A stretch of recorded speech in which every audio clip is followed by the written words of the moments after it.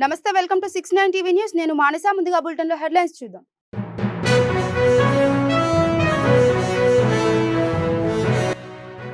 శ్రీ లక్ష్మీ నరసింహస్వామి దేవస్థాన స్వర్ణ విమాన గోపురానికి రేపు మహా కుంభాభిషేకం. మాజీ సీఎం కేసీఆర్ ను ప్రత్యేకంగా ఆహ్వానించిన ఆలయ ప్రధాన అర్చకులు.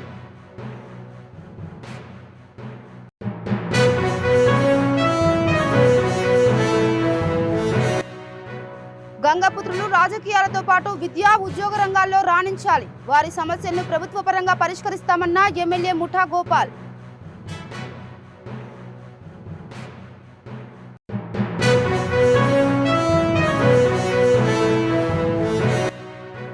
సీఎం ఆదేశాలు బేఖాతరు చేస్తూ నిజామాబాద్ జిల్లాలో యథేచ్ఛగా ఇసుక దోపిడీ. అధికార పార్టీ నేతల అండతోనే అక్రమ రవాణా చేస్తున్నారని గ్రామస్తుల ఆగ్రహం.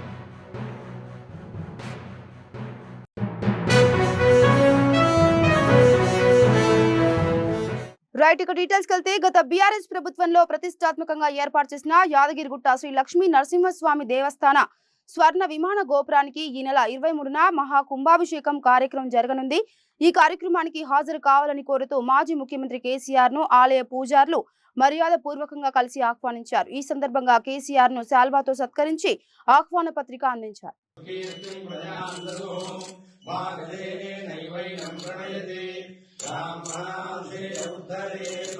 ब्राह्मणो वै सर्वा देवताः सर्वाभिदेवैनं देवता गुरुद्धरति यावदेवै देवतास्ताः सर्वाभिरविधि ब्राह्मणे वसन्ति तस्मात् ब्राह्मणेभ्यो वेदविद्यो दिवे दिवे नमस्कुर्यान्ना श्रीरङ्कीर्तये देवा एव देवता प्रीणाति पर्याप्यानन्दराजाय सर्वस्तोमोदिरात्मोत्तमः सर्वस्याप्यै सर्वस्य विच्चै सर्वमेव तेनाप्नोति सर्वं जयति पश्यति पुत्रं पश्यति पौत्रं प्रजया पशुभिर्मिथुने जायते यस्यैवं विदिशोऽग्निहोत्रं जुह्वति यौतेन एवं वेद शतमानं भवति शतायुः पुरुषः शतेन्द्रिय आयुष्येन्द्रिये प्रतिष्ठति. लक्ष्मी नरसिंह परिपूर्णानुग्रह प्रसाद सिद्धिरस्तु आरोग्य सिद्धिरस्तु मनोभीष्ट फल सिद्धिरस्तु. గంగపుత్రులు రాజకీయాలతో పాటు అన్ని రంగాల్లో రాణించాలని ఎమ్మెల్యే ముఠా గోపాల్ అన్నారు. తెలంగాణ రాష్ట్ర గంగపుత్ర సంఘం 2025 డైరీ ఆవిష్కరణ కార్యక్రమం సుందరయ్య విజ్ఞాన కేంద్రంలో ఘనంగా నిర్వహించారు. ఈ కార్యక్రమానికి ముఖ్య అతిథులుగా హాజరైన ఎమ్మెల్యే ముఠా Gopal Telangana fisheries cooperative society federation chairman మెట్టు సాయి డైరీని ఆవిష్కరించారు. ఈ సందర్భంగా ఎమ్మెల్యే మాట్లాడుతూ గంగపుత్రులు ఐక్యంగా ఉంటూ విద్య ఉద్యోగ రాజకీయాల్లో రాణించి జాతి నిర్మాణానికి కృషి చేయాలన్నారు. సంఘ అధ్యక్షుడు మెట్టు ధనరాజ్ను అభినందించిన ఆయన ఎలాంటి సమస్యలున్నా తన దృష్టికి తీసుకొని వస్తే ప్రభుత్వ పరంగా పరిష్కరిస్తామని హామీ ఇచ్చారు.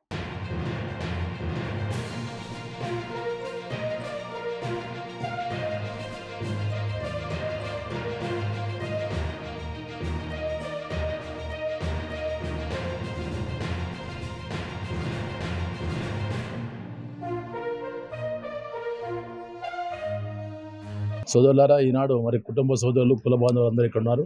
మరి ఇంతకుముందే సాయి కుమార్ గారు చెప్పడం జరిగింది, మన వాళ్ళందరూ అన్ని రంగాల్లో పైకి రావాలని నేనే కోరుకుంటున్నాను. మరి ఎక్కడ చూసినా కానీ మన కులస్తులు రాజకీయంగా పైకి రావడానికి ప్రయత్నాలు చేయండి.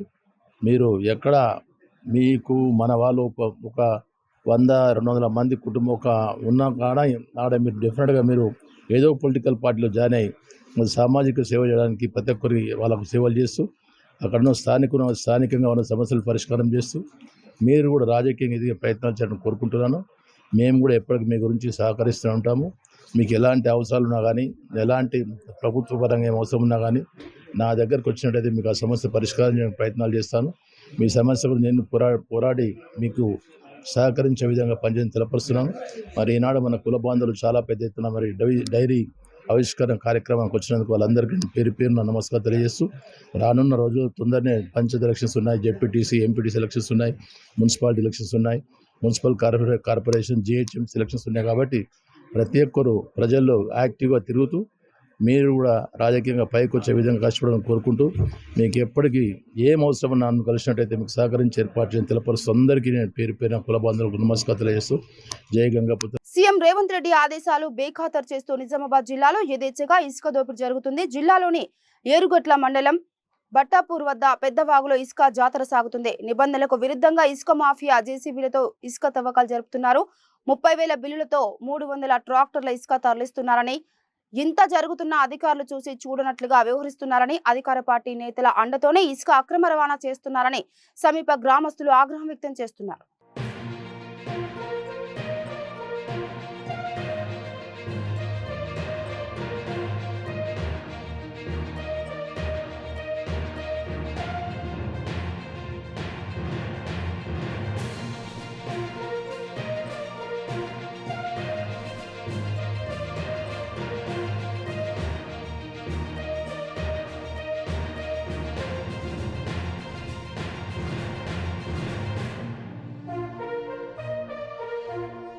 ధర్మాన్ని కాపాడితే ఆ ధర్మమే మిమ్మల్ని కాపాడుతుందన్న దానికి విరుద్ధంగా టీటీడీ మాజీ ఈవో ధర్మారెడ్డి గత ప్రవర్తించారని, 5 సంవత్సరాల వైసీపీ పాలనలో అధికారాన్ని అడ్డం పెట్టుకుని అహంకారంతో అక్రమంగా తనపై పెట్టిన కేసును ఏపీ హైకోర్టు తప్పుడు కేసుగా గుర్తించి రద్దు చేయడం శుభ పరిణామమని నవీన్ కుమార్ రెడ్డి తెలిపారు. ఢిల్లీ నుంచి డిప్యూటేషన్ పై తిరుమల కొండకు వచ్చి తిష్టవేసి పెత్తనం చెలాయించిన ధర్మారెడ్డి నియంతలా వ్యవహరిస్తూ భక్తులతో పాటు టీటీడీ ఉద్యోగులు, చివరికి వైసీపీ నాయకులు సైతం చీకొట్టే పరిస్థితిని తెచ్చుకున్నారని ఆరోపించారు. టీటీడీలో కొన్ని సందర్భాల్లో తెలుసో తెలియకో జరిగే తప్పిదాలను శ్రీవారి భక్తులుగా, స్థానికులుగా టీటీడీ ఉన్నతాధికారుల దృష్టికి తీసుకెళ్తే సానుకూలంగా స్పందించాల్సిన గత పాలకులు అహంకారంతో అక్రమ కేసులు పెట్టి శ్రీవారి ఆగ్రహానికి గురై నామరూపాలు లేకుండా పోయారని నవీన్ కుమార్ రెడ్డి తెలిపారు. నిత్యం కూడా ధర్మో రక్షితి రక్షితః అంటారు. ధర్మాన్ని కాపాడండి, ఆ ధర్మమే మిమ్మల్ని కాపాడుతుందని. కానీ గత 5 సంవత్సరాల వైకాపా పరిపాలనలో అధర్మారెడ్డి అనే ఒక ఢిల్లీ నుంచి డిప్యూటేషన్ పై వచ్చి తిష్ట వేసి అహంకారంతో, అధికార దర్పంతో సామాన్య భక్తులు కానీ, స్థానికులు కానీ తిరుమల తిరుపతి దేవస్థానంలో పొరపాటుగా తప్పులు జరుగుతున్నాయి, దాన్ని సరిదిద్దుకోండి అని చెప్పినందుకు గతంలో అధర్మారెడ్డి నా మీద పెట్టినటువంటి 2 కేసులు, తిరుమల కొండ మీద పోలీస్ స్టేషన్ లో ఒక కేసు పెట్టాడు, అదేవిధంగా తిరుపతి పోలీస్ స్టేషన్ లో ఒక కేసు పెట్టారు. ఈ 2 కేసుల్ని భగవంతుని అనుగ్రహంతో ఇటీవల ఒక కేసు కొట్టేశారు. గత వారం మరో కేసు కూడా హైకోర్టు ఇది తప్పుడు కేసు అని చెప్పి రద్దు చేయడం అధర్మారెడ్డికి చెంపపెట్టు లాంటిదండి. నేను ఒకటే చెప్తున్నాను, తిరుమల శ్రీవారికి సేవకులుగా, స్థానికులుగా అక్కడ జరిగేదాన్ని అయ్యా దాన్ని సరిదిద్దుకోండి అని చెప్తాం. గతంలో ఉన్నటువంటి అధర్మారెడ్డి ఆ రోజు అహంకారంతో అధికారంలో మేమున్నాము అని, ముఖ్యమంత్రి నా జోబిలో ఉన్నాడని చెప్పని మేము సూచనలు ఇస్తే దాని మీద వ్యతిరేకంగా కేసులు పెట్టించి ఆ రోజు వేధించారు. తాత్కాలికంగా ఆనందం పొందుండొచ్చు, అంత మించి చేసింది ఏం లేదు. ఈ రోజు ఎక్కడున్నాడో ఆ భగవంతుడికే తెలియాలి. కాబట్టి నేను ఒకటే చెప్తున్నాను, స్వామివారి సొమ్ము జోలికి వెళ్ళొద్దండి, తిరుమల శ్రీవారికి సేవకులుగా పనిచేయండి. ఆ రోజు నేను ఒక స్థానికుడిగా ప్రపంచ దేశాలను వణికిస్తున్నటువంటి కరోనా సందర్భంగా వేలాది మంది ప్రాణాలు కోల్పోతున్నారు. అది ఆ కరోనా కారణంగా తిరుమల శ్రీవారి ఆలయానికి వచ్చే భక్తుల కారణంగా లోపల ఉండే అర్చకులకి, టీటీడీ ఉద్యోగస్తులకి, తిరుపతి ప్రజలకి ఏదైనా ప్రమాదం జరిగే అవకాశం ఉంది, ప్రాణాలు కోల్పోయే పరిస్థితులు వస్తాయని చెప్పి తగు జాగ్రత్తలు తీసుకోండి అయ్యా అని చెప్పిన దానికి వెంటనే కేసు బుక్ చేసేశారండి, నువ్వు తప్పుడు ప్రచారం చేశావని. ఆ తర్వాత వారం రోజులకంతా దైవానుగ్రహంతో తిరుమల శ్రీవారి ఆలయం మూతపడడం జరిగింది. స్వామివారి సేవలన్నీ కూడా ఏకాంతంగా చేయడం జరిగింది. మరి ఆ రోజు మేము చెప్తే మాత్రం అహంకారంతో కేసులు పెట్టాడు. అదే విధంగా ఈరోజు 2వ కేసు, తిరుమల కొండ మీద లడ్డూ కౌంటర్లో పనిచేసే సిబ్బందికి గత కొన్ని సంవత్సరాలుగా నేషనల్ బ్యాంకుల ద్వారా జీతాలు చెల్లిస్తున్నారు. అలాంటిది బెంగళూరులో ఉన్నటువంటి ఒక వ్యక్తితో లోపాయకారి ఒప్పందం కుదుర్చుకొని ఆ కాంట్రాక్ట్ ని అప్పచెప్పారు. దానివల్ల టీటీడీ మీద భారం పడుతుందయ్యా అని చెప్తే తప్పుడు ప్రచారం చేశామని దాని మీద కేసు పెట్టాడు. ఆ కేసును కూడా హైకోర్టు ఇది తప్పుడు కేసు అని చెప్పి రద్దు చేసింది. మరి దీనికి మీరు సమాధానం ఏం చెప్తారండి? 2 కేసులు పెట్టారు. ఈ రోజు మీరు ఎక్కడున్నారో మీకే తెలియదు, మీ పరిస్థితి ఏంటో మీకే తెలియదు. ఈరోజు భగవంతుడితో ఆటలాడుకున్నందుకు ఎలాంటి పనిష్మెంట్ ఇచ్చాడు అనేది నేను చెప్పనక్కర్లేదు. కాబట్టి దయచేసి చెప్తున్నాను, ఇప్పటికైనా పద్ధతులు మార్చుకోండి. తిరుమల శ్రీవారికి సేవకులుగా పనిచేయండి. తిరుమల శ్రీవారి సొమ్ము పరమ పవిత్రమైనటువంటిది. భక్తులు శ్రీవారికి సమర్పించే కానుక నిప్పుతో సమానం. దాని జోలికి వెళ్ళొద్దండి. ఇక ఏపీలో బర్డ్ ఫ్లూ వ్యాపించడంతో చికెన్ కు డిమాండ్ తగ్గిపోవడంతో పౌల్ట్రీ వ్యాపారులు చికెన్ పై ప్రజల్లో ఉన్న అపోహను తొలగించేందుకు గుంటూరు పట్టణంలో కోడి కూరతో భోజనం ఉచితమని ప్రచారం చేయడంతో జనం ఒక్కసారిగా వాలిపోయారు. జనం తాకిడి తట్టుకోలేక సభ ప్రాంతం వద్ద నిర్వాహకులు గేటు మూసివేశారు. నాన్ వెజ్ ప్రియులు ఒక్కసారిగా చేరుకోవడంతో ఏదైనా తొక్కిసలాట జరిగితే ఎవరు బాధ్యత వహిస్తారని స్వయాన ప్రజాప్రతినిధులే ఈ కార్యక్రమంలో పాల్గొని సమాజానికి ఎటువంటి సమాచారం ఇస్తున్నారో అర్థం కావడం లేదని స్థానికులు ఆగ్రహం వ్యక్తం చేస్తున్నారు.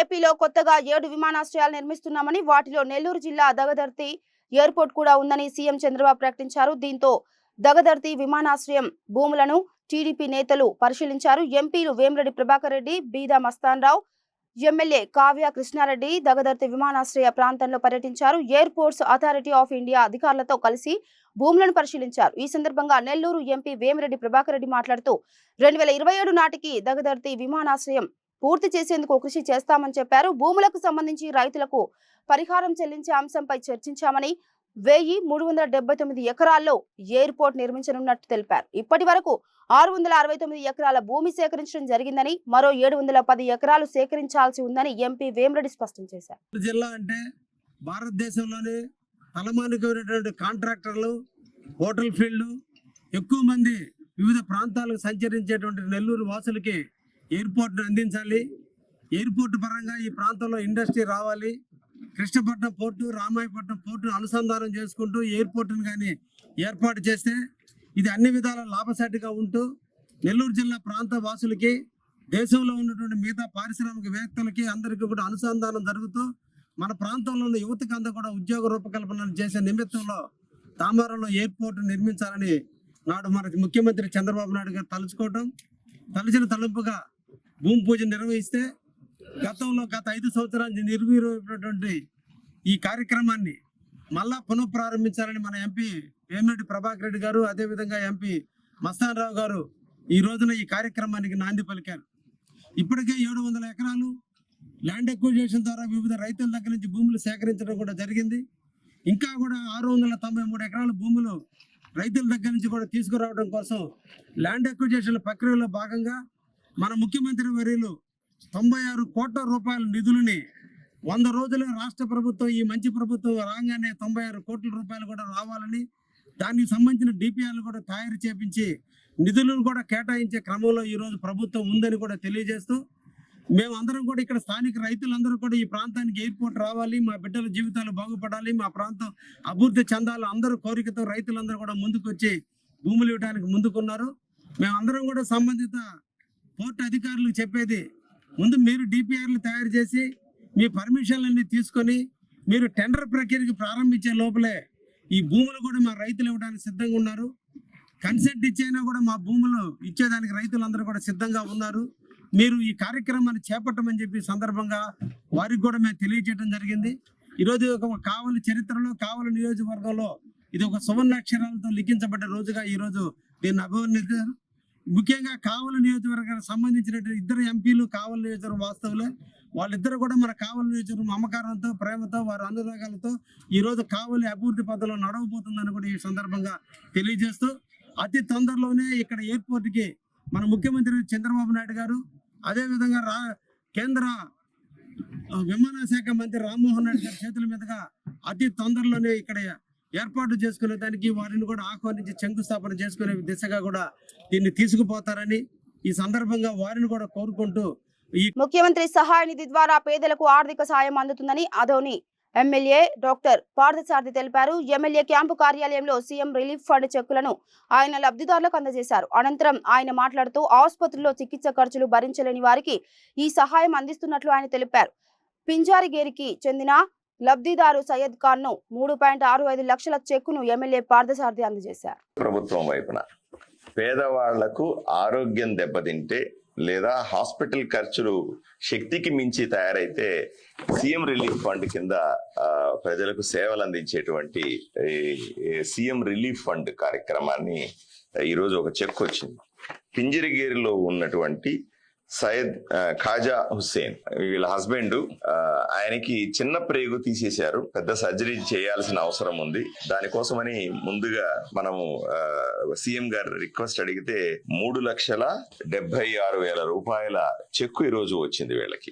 దీన్ని తీసుకుని సర్జరీకి వెళ్తారు వీళ్ళు. సో కూటమి ప్రభుత్వ లక్ష్యం, ఆలోచన విధానం ప్రతి పేదవాడిని ఆదుకోవాలి. కష్టాల్లో ఉన్నటువంటి వాళ్ళని మనం చేరదీసి వాళ్లకు తగిన విధంగా సాయం చేయాలన్నటువంటి గౌరవ ముఖ్యమంత్రి చంద్రబాబు నాయుడు గారు, గౌరవ ఉప ముఖ్యమంత్రి పవన్ కళ్యాణ్ గారి ఆలోచన అనుగుణంగా ఆదోనిలో ఎంతో మందికి మనం అప్లై చేస్తాను. నాకు తెలిసి ఇప్పటికే ఒక 100 మందికి మనం అప్లై చేసి చెక్కులు ఇచ్చాం. ఇంకా చాలా మందికి అప్లై చేస్తాను. లోక కళ్యాణార్థం శ్రీ లక్ష్మీ నరసింహస్వామి పుట్టినరోజు నక్షత్రమైన స్వాతి నక్షత్రం రోజున 9 సంవత్సరాల పాటు స్వామి వారికి 108 కళ్యాణములను నిర్వహిస్తున్నామని శ్రీ లక్ష్మీ నరసింహస్వామి వారి కళ్యాణ వైభవ ట్రస్ట్ అధ్యక్షుడు జగని శ్రీనివాస్ గుప్తా తెలిపారు. 108 కళ్యాణములు జరిపించాలనే దైవ సంకల్పంతో 9 మందితో ఈ ట్రస్ట్ ఏర్పాటు చేసి ఏప్రిల్ 4, 2022 తేదీ నుంచి నిర్వహిస్తున్నామని తెలిపారు. ఇప్పటి వరకు 37 కళ్యాణములను నిర్వహించామని 2031 ఫిబ్రవరి వరకు మిగిలిన 71 కళ్యాణములు నిర్వహించనున్నట్లు ఆయన తెలిపారు. భక్తులు ఎవరైనా వారి ఇంట్లో స్వామివారి కళ్యాణము నిర్వహించాలనుకుంటే తమను సంప్రదిస్తే స్వాతి నక్షత్రం రోజున యాదగిరిగుట్టలో గిరి ప్రదక్షిణ నిర్వహించి అనంతరం స్వామివారి కళ్యాణ మహోత్సవాన్ని వారి ఇంటి వద్దనే నిర్వహిస్తామని తెలిపారు. జై శ్రీమన్నారాయణ. భగవద్బంధువులందరికీ ఒక శుభ పరిణామంగా ప్రకటిస్తూ మేము శ్రీ యాదగిరి లక్ష్మీ నరసింహస్వామి వారి కళ్యాణ వైభవ ట్రస్ట్ అనేది ఒకటి ఏర్పాటు చేశాము. మా సంకల్పం ఏంటంటే యాదగిరి లక్ష్మీ నరసింహస్వామి వారి కళ్యాణాలు స్వాతి నక్షత్రం రోజు, ప్రతి నెల స్వాతి నక్షత్రం రోజు యాదగిరి గుట్టకు వెళ్ళి అక్కడ గిరి ప్రదక్షిణ చేస్తాము. అది చేయగానే హైదరాబాద్కు వచ్చి ప్రతి ఒక్క భక్తుల ఇంట్లో కళ్యాణాలు చేయాలని ఒక సంకల్పం తీసుకొని ఒక ట్రస్ట్ ఏర్పాటు చేశాము. గత 3 సంవత్సరాల నుండి ఇప్పటికి 36 కళ్యాణాలు కంప్లీట్ అయ్యాయి. నిన్నటితోటి 37వ కళ్యాణం కూడా చేశాము. మా సంకల్పం 108 కళ్యాణాలు. ఆ 108 కళ్యాణాలు 9 సంవత్సరాల వరకు కంపల్సరీ చేయాలని ఒక సంకల్పం తీసుకున్నాము. దానికి సంబంధించి స్వామివారి విగ్రహాలు, ఉత్సవ విగ్రహాలు, మకర తోరణాలు, 9 రకాల హారతులు, ఇవన్నీ కూడా మేము మా దగ్గర పర్చేజ్ చేసి మా దగ్గర పెట్టుకున్నాము.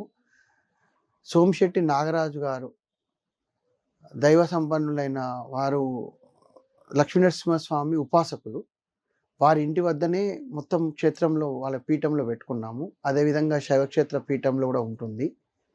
వీరి ఆధ్వర్యంలో మేము కళ్యాణాలు జరిపిస్తున్నాము. 37 కళ్యాణాలు దిగ్విజయంగా పూర్తయ్యాయి. ఇంకా 71 కళ్యాణాలు జరగబోయే 6 సంవత్సరాల వరకు ఇంకా చేయాలని ఒక సంకల్పంతో ఉన్నాము.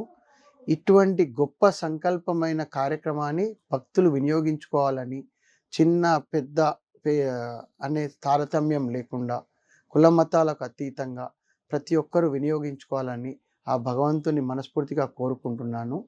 దీంట్లో 9 మంది ట్రస్ట్ మెంబర్లము, ఫ్రెండ్స్ అందరం కలిసి ఒక సంకల్పంతో 9 మందితోటి ఒక సంకల్పంతో ఒక ట్రస్ట్ ఏర్పాటు చేశాము.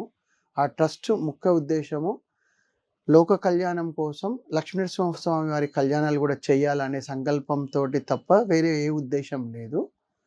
ఇందులో ప్రెసిడెంట్గా నేను జగిని శ్రీనివాస్ని, సెక్రటరీగా గుబ్బా లింగేశ్వర్ గారు, ట్రెజరర్గా వాడకట్టు నరేందర్ గారు, అదేవిధంగా వైస్ ప్రెసిడెంట్గా చింతల సంగమేశ్వర్ గుప్తా గారు, ఇంకో వైస్ ప్రెసిడెంట్గా గజ్వెల్లి సాంబమూర్తి గారు, పిఆర్ఓగా నాంపల్లి శ్రీనివాస్ గారు, అదేవిధంగా చందా భాస్కర్ గారు, అదేవిధంగా జూలూరు శ్రీనివాస్ గారు, గాద శ్రీనివాస్ గారు, ఈ 9 మంది సభ్యులతోటి ఒక ట్రస్ట్ ఏర్పాటు చేసినందుకు చాలా దేవకార్యం చేసినందుకు మాకెంతో కోటి జన్మల పుణ్యం ఫలించినంత.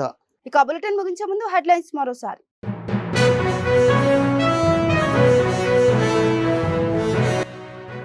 శ్రీ లక్ష్మీ నరసింహస్వామి దేవస్థాన స్వర్ణ విమాన గోపురానికి రేపు మహా కుంభాభిషేకం. మాజీ సీఎం కేసీఆర్ ను ప్రత్యేకంగా ఆహ్వానించిన ఆలయ ప్రధాన అర్చకులు.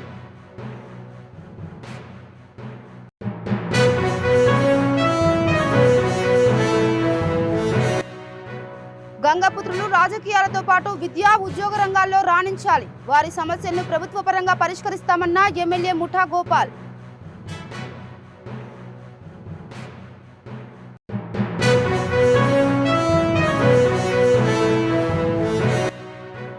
సీఎం ఆదేశాలు బేఖాతరు చేస్తూ నిజామాబాద్ జిల్లాలో యథేచ్ఛగా ఇసుక దోపిడీ.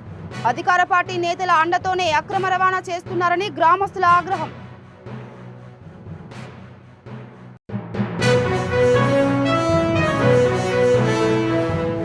ఇవి బులెటిన్ అప్డేట్స్. మరో బులెటిన్ తో మళ్ళీ కలుద్దాం. అంతవరకు చూస్తూనే ఉండండి 69 టీవీ న్యూస్. నమస్తే.